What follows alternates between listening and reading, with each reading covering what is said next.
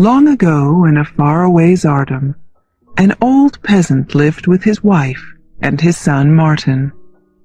Time passed, and the peasant became very sick. He eventually died, leaving his wife and son alone. "Oh, my poor husband," cried his wife. "He was such a good man. How could this happen?" She cried for days and days. Her son tried to make her feel better, but he couldn't.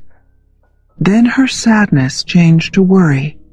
At night she looked up into the sky and asked, "What are we going to do?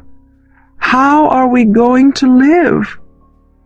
After many weeks like this, she began to take control of herself again and make plans for herself and her poor son.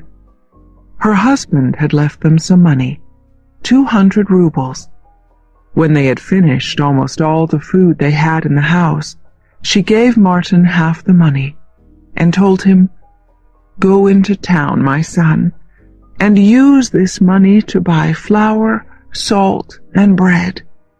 Hopefully these supplies will last until the spring. Then we can look for work." Martin did as his mother asked. He put the money in his pocket and walked into town. As he passed a butcher's store, he saw that a crowd of people had gathered.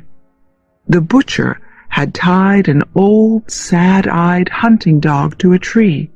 He was beating the dog, and the dog was crying with pain.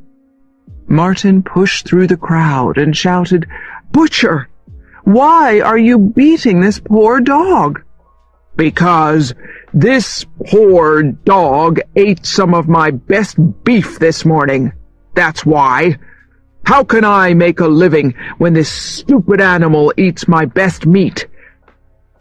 "Oh, but I'm sure he was only hungry, and he looked so sad.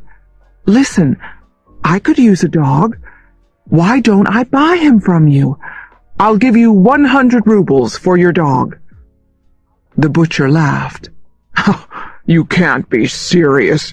You want to spend 100 rubles on this dog?" "Yes, I'm serious," replied Martin. "Then you must be crazy. But you've made me happy, even if you are a madman, so give me the 100 rubles, and I'll give you the dog." "Certainly," said Martin, and he took the poor, frightened dog away and began to walk back along the road, out of the town and toward his home. They walked slowly along until they came to a tree which had fallen by the road. Martin sat down, brought the dog close to him, and looked into his eyes. "Jurka, that's what I'll name you, and you'll have a safe and happy home with my mother and me." The grateful dog jumped up and kissed Martin's face with his big pink tongue. He knew that Martin had saved his life and was a kind and gentle person. The two friends then continued walking slowly home, side by side. When Martin arrived home and told his mother he had spent all their money on an old dog, she was very angry. "What? You took our money and spent it on this dog? What good can this do us? You know we have nothing. I've made one small cake with the last of the flour we had left. That's our dinner tonight, and there's nothing else. Do you understand? Oh, what would your father do if he could see us now?" "But, Mother, this dog is our good luck," Martin tried to say. His mother wasn't listening. Without speaking, she gave Martin half of the small cake she had made and left him alone to eat it. Martin shared his small meal with Jurka the dog. The next day, Martin's mother sent him into town again. But before he left, she sat him down and spoke to him in a serious voice. "These are our last 100 rubles. You mustn't waste them this time. You must buy supplies so we can eat. Do you hear me?" "Yes, mother," answered Martin. He left their house and walked along the road into town with the 100 rubles in his pocket. On his way into town, Martin passed a small boy who had tied a rope around the neck of an old cat with a bent tail and was dragging her along the road. Martin couldn't bear to see this treatment of a poor animal and asked the boy why he was doing it. "Because this cat stole one of my mother's special cakes. I'm going to show her what happens to a cat that steals. I'm taking her to the river, and I'm going to throw her in." "Don't do that," said Martin. "I've been thinking that I would very much like a cat. I'll buy her from you for 100 rubles. 100 rubles? For this old thing with the funny tail? You're joking, aren't you?" laughed the boy. "Oh no, I'm very serious. And here are the 100 rubles to prove it," said Martin. The boy couldn't believe it when Martin handed him the money. He happily untied the cat, which jumped into Martin's waiting arms. Martin turned and started walking home with his new friend. He decided to name her Vaska. When Martin arrived home this time, carrying an old cat with a bent tail instead of the food they needed, his mother was very, very angry. Martin tried to calm her anger. "Mother, this is our second piece of good luck." But she threw him out of their house and shouted at him to make his own way in the world and to take the dog and the cat with him. So Martin left home to look for work and a place to live. His friends, the cat and the dog, never left his side. One evening, after several days of searching, Martin came into a small village and passed a priest who was just closing the door of his church. The priest was curious about this young man with the dog and the cat, and started a conversation with him to find out more. "Hello, young man. Where are you going with your two friends?" "I'm looking for work and a place to live." "Well, if you work for me for 3 years, you won't have a contract, but you'll have a roof over your head and food for you and your friends. And at the end of that time, you'll be paid well." So Martin accepted the priest's offer and proved to be a good and honest worker. At the end of the 3 years, the priest came to Martin. "You've been a good worker, and now your 3 years with me have ended. I said that you would be paid well, and you will be. You may choose one of these 3 payments." He then put in front of Martin a bag of gold, a bag of silver, and a bag of sand. Martin thought about it. If he chose the gold, he could buy whatever he needed for a long time. He could be almost as wealthy with the silver. But the sand, why was the priest offering him a bag of sand? This must be some kind of test, thought Martin, and in this simple test, I think there is some kind of deeper meaning. So he stepped forward and said, "I'm going to choose the bag of sand." "Well, if you don't like silver and gold, of course take the sand," the priest answered, and he handed Martin his bag of sand. Martin then left the priest to search for more work, taking his bag of sand, Jurka, and Vaska with him. The bag of sand was very heavy, and sometimes Martin wanted to leave it behind, but he never did. After wandering for days, he came to a thick, dark forest, which was so silent that it seemed no one had ever stepped inside. He eventually came to an open space in the forest. In the center of this area, a fire was burning, and a beautiful young woman was tied to a tree in the middle of the fire. The flames were almost touching her, and she would soon be burned alive. When the young woman saw Martin, she cried out, "Oh, sir, please put out this fire. I'll bring you good fortune for the rest of your days if you do." Martin didn't care about the good fortune she promised. He only wanted to help the poor girl, so he quickly took his bag of sand and threw it on the fire to put it out. "Thank you! Thank you! You've saved my life!" cried the girl as Martin untied her. When she was free, the girl told Martin that she was the daughter of the Tsar of the Snake Tsardom, and that a cruel Tsar who was at war with her father had done this to her. She then asked Martin where he had gotten his bag of sand.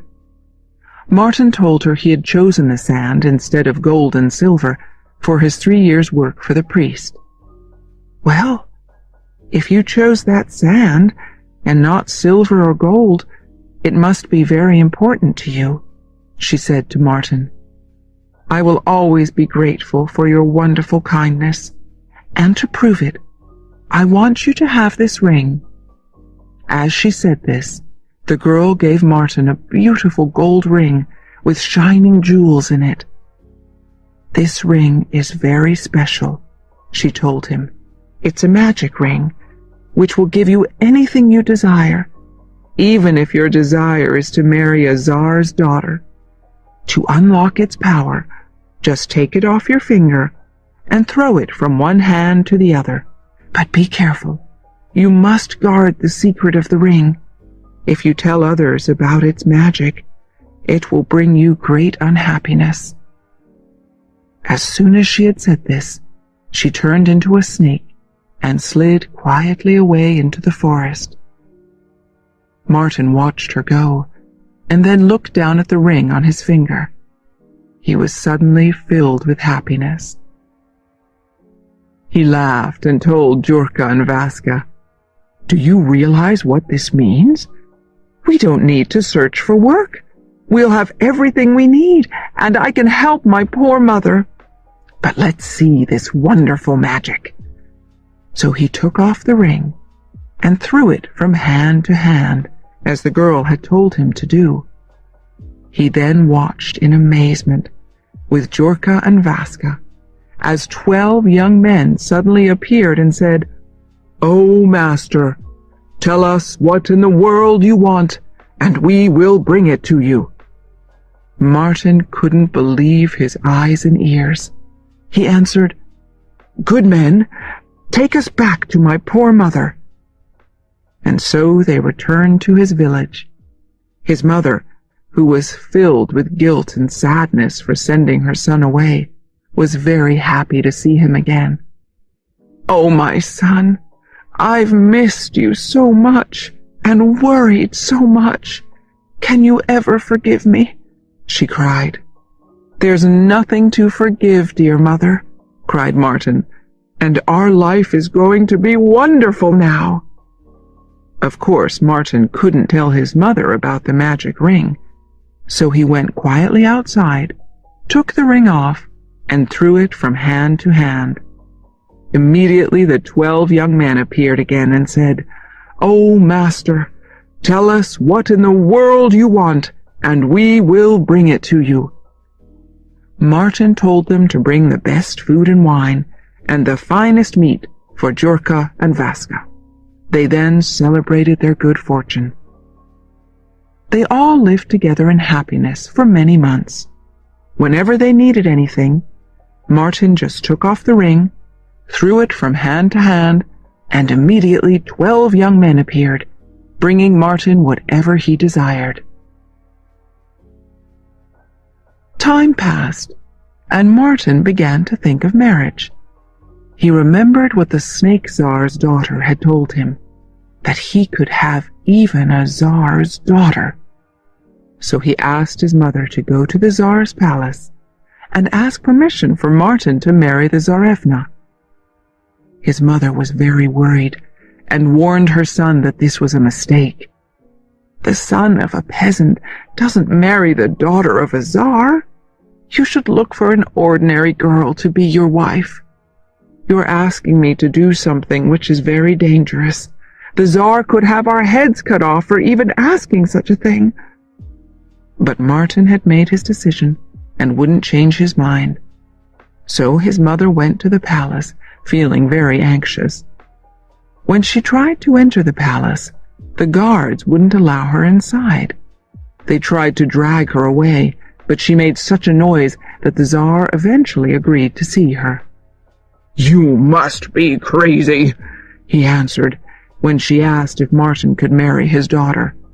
"How could you imagine that a czar would allow his daughter to marry a peasant?" "But my son is the kindest and smartest young man in the whole world. He would make any wife proud," she answered. "Well, he may be smart, he may be kind, but I'll tell you this. A man who wants to marry the daughter of a czar must send beautiful and expensive gifts. Go away, old woman.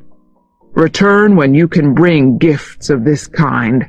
Then maybe we'll talk again." The czar knew that a simple peasant would never be able to provide these beautiful gifts, so he thought this would be the end of the problem. However, when Martin's mother returned home and told her son, he immediately used the magic ring to produce cloth made of gold, jewels, fine clothes, and many other fine gifts. He then sent his mother back to the palace with these wonderful things. The riches brought by Martin's mother amazed the Tsar, but he was also upset, as he did not want his daughter to marry this young man. He repeated that it was impossible for a Tsar to consider marrying his daughter to a peasant. "But I've done as you asked," cried the mother. "You promised me that we would discuss the marriage if I brought these gifts." The Tsar didn't know what to do and was quite worried. Then the Prime Minister spoke. "My dear Tsar, may I make a suggestion?" "Certainly, Prime Minister," answered the Tsar, hoping for a way out of this mess. "Thank you. If, as this woman says, her son really is the smartest young man in all the world, then he must build a beautiful palace next to yours for his wife to live in. And he must build a bridge of pure silver, with apple trees on either side, with fruit of silver and gold. He must also build a great church for the couple's wedding. I suggest that if this woman's son is smart enough to do this, he can marry your daughter. If not, both mother and son should lose their heads." The Tsar happily agreed, and told Martin's mother that her son must produce these things by the next morning, or they would lose their heads. Martin's mother rushed home with this news, thinking that they would surely die. But Martin wasn't worried. That night he went to the Tsar's palace, took off his ring, and produced everything that the Prime Minister had asked for. The next morning the Tsar woke up and went outside to greet the day. When he stepped into his garden, he was amazed. There in front of him stood a beautiful shining palace, a bridge with trees of silver and gold apples, and a great church.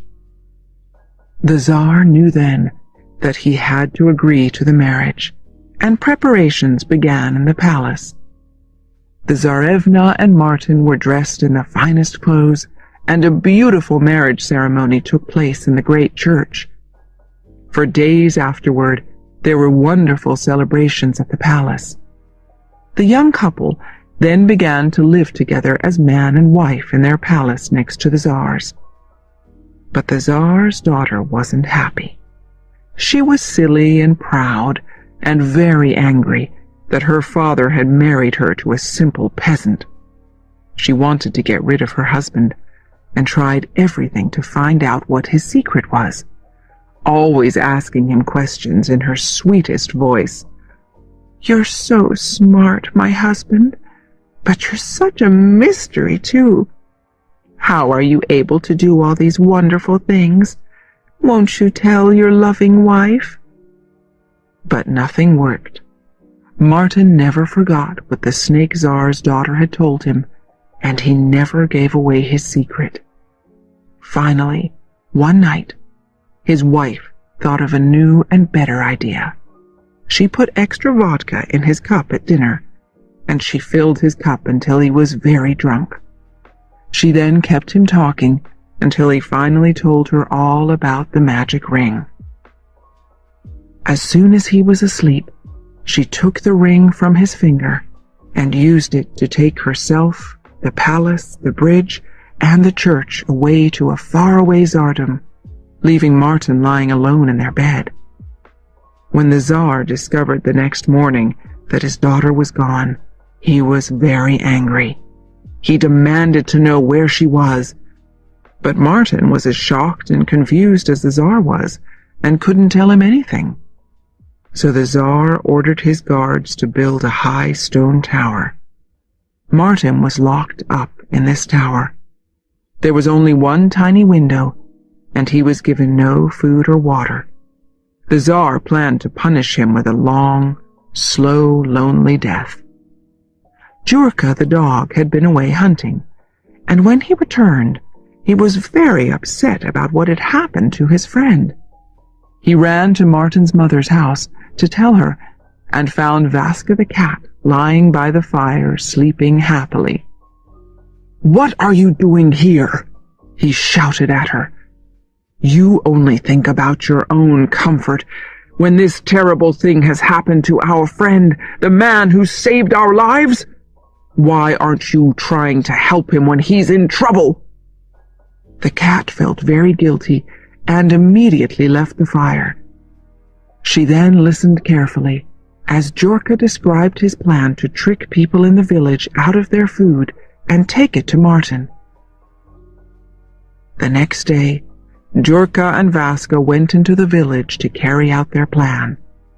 Vaska got under the feet of shoppers as they walked home with their cakes. When they dropped the cakes, Jurka caught them, and the dog and the cat ran away. When little Vaska climbed the stone tower and appeared in the one tiny window with the first cake, Martin cried with joy. "My dear friends, you haven't forgotten me." So their plan was a success, and Jurka and Vaska managed to keep Martin alive in this way for a year. When the year ended, Jurka decided that Martin couldn't live this way for much longer. He told Vaska, "We must go together and try to find the magic ring that has caused all this pain and trouble." So they left together and crossed mountains, rivers, and even an ocean, with Vaska holding on to Jurka's back. After many months, they arrived in a faraway tsardom and found the beautiful palace that Martin had created for his wife, using the ring. Jurka told Vaska to find her way into the servants' rooms, and whenever they needed anything, to run quickly and get it for them. Vaska soon became well known in the palace as a good helper, so the servants allowed her and her friend Jurka to sleep in the palace. In this way, Vaska and Jurka were able to wander around and watch the Tsarevna closely. They saw that she always wore the ring. They wondered if she took it off to sleep, but her bedroom was the one room that they weren't allowed into, and they were both too big to slide in under the door.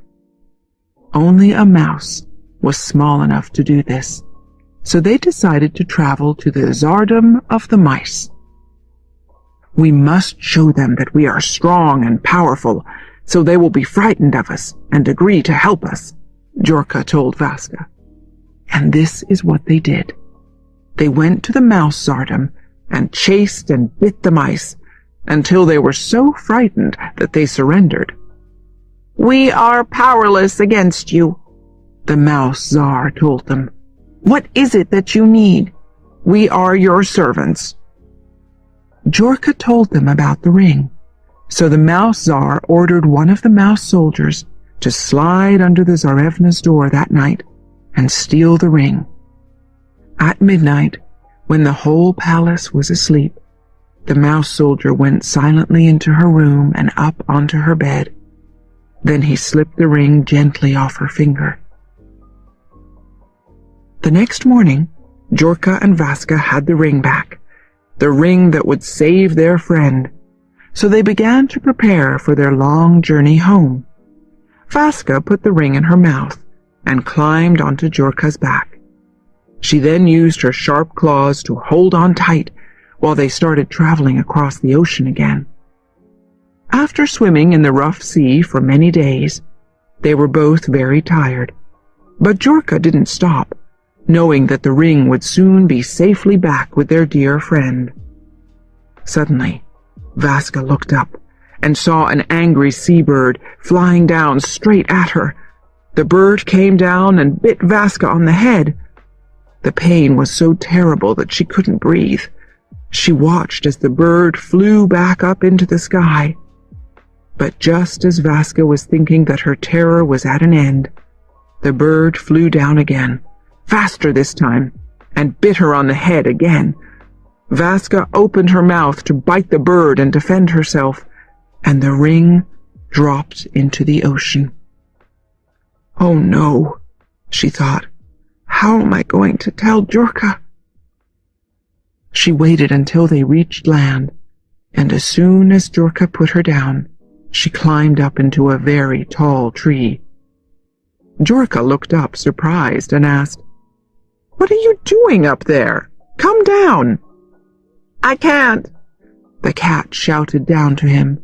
"Why not?" asked Jorka. "Because you'll kill me." "Why? What are you talking about? What do you mean?" Vaska knew she had to tell him. She also knew he couldn't climb trees, so she stayed up in the tree and explained what had happened to the ring. "Why didn't you tell me when we were back in the ocean?" Jorka cried. "Because I can't swim," cried the frightened cat. "I wanted to wait until I was on dry land to tell you.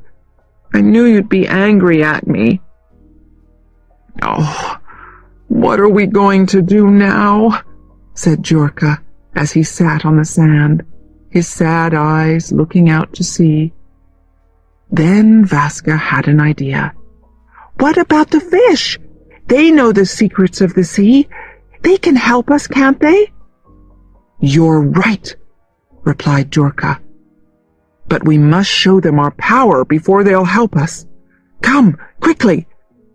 And Jorka swam deep into the ocean to the fish tsardom. He chased and threatened the fish until they were so frightened that they offered to help him. Jorka explained to the fish tsar and his fish soldiers about the ring. Then one shy fish came forward and told them, "Excuse me, I saw a large fish eat something gold earlier today. I don't think it was very good for him, because he's now lying dead on the ocean floor." The fish tsar immediately ordered his fish soldiers to dive to the bottom of the ocean and search for this fish. They quickly found it and brought it up onto the land. Jorka, who didn't like the taste of fish, watched with excitement as Vaska started eating it. She finally bit into something hard and discovered that it was the ring. Jorka and Vaska were filled with joy and rushed back to the tower. Vaska then quickly climbed up the stone walls and dropped the ring through the tiny window. Martin, who had not eaten for days, was very happy when he saw it. "Oh, thank you, my good, true friends," he cried. "I was almost dead from hunger and thirst." He immediately threw the ring from hand to hand and ordered the 12 young men to bring him food and wine. He had his 2 friends brought up to be with him and celebrate. He then ordered musicians to play music so beautiful that people would be able to do nothing except listen to it and be joyful. Back in his palace, the Tsar heard the music in the tower. He was very angry that instead of dying, Martin seemed to be celebrating. He sent his guards to stop this, but the guards could do nothing except stand and listen to the music. The Tsar then sent his soldiers to stop this noise, but they could do nothing except stand and sing happily. So in the end, the Tsar went himself, but he found that he couldn't move either. He eventually gave up and told Martin that if he explained everything, he would be forgiven. So Martin went with the Tsar to the palace and told him the story of the ring and what the Tsar's daughter had done. The Tsar was very sad to hear this and told Martin, "I know that my daughter should be killed for what she has done to you, but she is my daughter. Can you find it in your heart to forgive her?" Martin was as kind as he had always been. He couldn't have the Tsarevna killed, so he agreed to take her back. The Tsar was happy that his daughter would live, but he was still sad about her behavior. Martin told him, "Go and rest tonight, and I'm sure everything will look different in the morning." The Tsar agreed and went to his room, after ordering his servants to bring Martin his best vodka and to put the finest silk sheets on his bed. That night, while everyone was sleeping, Martin went out into the palace gardens and used the magic ring to bring everything back. The next morning, when the Tsar went outside, he saw with great happiness the palace, the bridge, and the great church. Martin and the Tsarevna lived as man and wife again, and after some time, the Tsarevna realized what a good man Martin really was. She began to love him, and they then lived together in happiness. Martin never removed the ring from his finger, and his friends Jorka the dog and Vaska the cat were always by his side.